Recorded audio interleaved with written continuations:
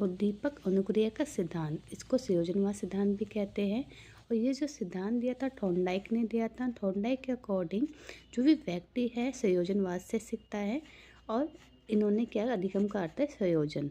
इन्होंने अपने प्रयोग के आधार पर 3 नियम बनाए: तैयारी का नियम, अभ्यास का नियम, प्रभाव का नियम। और इन्होंने जो अपने प्रयोग किए थे, इन्होंने बिल्ली पर, चूहों पर, चूजों पर, खरगोश पर किए थे। पर ये जो नियम दिया गया था, इन्होंने जो बिल्ली पर प्रयोग किया था उसके आधार पर इन्होंने 3 नियम बताए: तैयारी का नियम, अभ्यास का नियम, प्रभाव का नियम।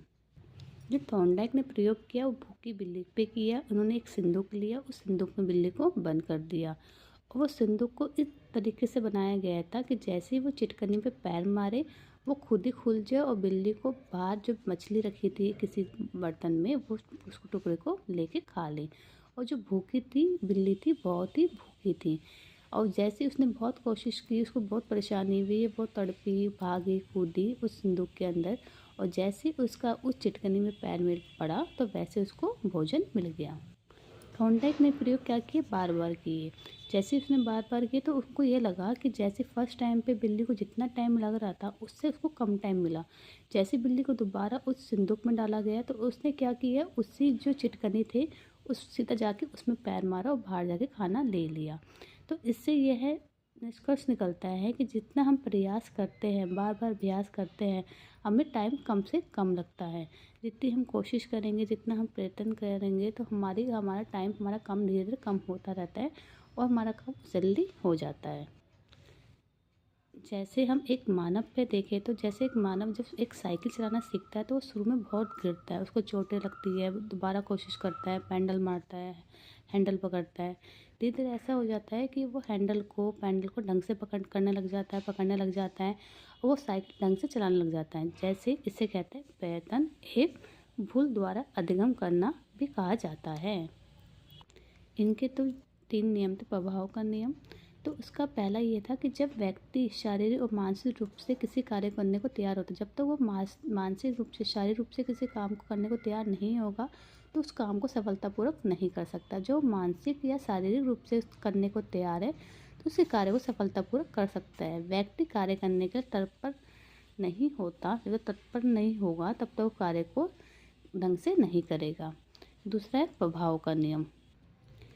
प्रभाव के नियम में ये है कि जब तक किसी भी कार्य को व्यक्ति को करने में संतोष नहीं मिलेगा तब तक उस कार्य को नहीं करेगा। अगर संतोष मिल रहा है तो उस कार्य को वो बार बार करेगा। जैसे एक बिल्ली को जब तक भोजन नहीं मिलता तो उस कार्य को बार बार नहीं करती। उसे भोजन मिल रहा था इसलिए उस कार्य को उसने बार बार किया।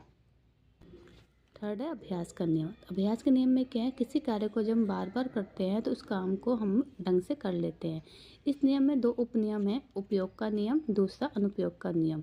मनुष्य उसी काम को करता है जिसकी उसको उपयोगिता है, जिस काम को उसकी उपयोगिता नहीं है उस काम को वह नहीं करता। तो उपयोग का नियम, अनुपयोग का नियम। इसकी आलोचना भी की गई थी कि व्यर्थ के प्रयत्नों पर बल दिया गया है। जिस कार्य को हम एक बाजी में कर सकते हैं उसको बार बार करने में टाइम का नष्ट होता है, समय अधिक लगता है। दूसरा है विवरणात्मक। इसका मतलब ये है किसी कार्य को किस प्रकार सीखते हैं, परंतु क्यों सीखते हैं इस विषय पर मौन है। थर्ड है यांत्रिक। यांत्रिक का मतलब है इसमें मनुष्य के मशीन के रूप में माना गया है और चिंतन विवेक व्यक्ति में नहीं होता। इस यांत्रिक का मतलब ये है कि मनुष्य को एक मशीन के रूप में यूज़ किया गया है कि जैसे मनुष्य में कोई मानसिक शक्ति रखने की ये विवेक करने की, सोच समझ की शक्ति नहीं होती है। रटने पर बल दिया गया, इन्होंने कहा कि यांत्रिकता पर बल दिया गया है कि व्यक्ति अगर बार बार किसी काम को कर लेगा तो एक तरीके से वो रट रहा है उस काम को, ना कि वो मेंटली उस काम को ढंग से कर रहा है। इसमें आपको पता होना चालक क्या था। चालक का मतलब है भूख। जब तक उसको भूख नहीं होती उस काम को वह नहीं करता। लक्ष्य क्या था, एक बिल्ली का भोजन। अगर उसको मछली नहीं दी जाती, उसको भोजन नहीं दिया जाता तो उस काम को नहीं करता। तो लक्ष्य क्या हुआ, हमारा भोजन।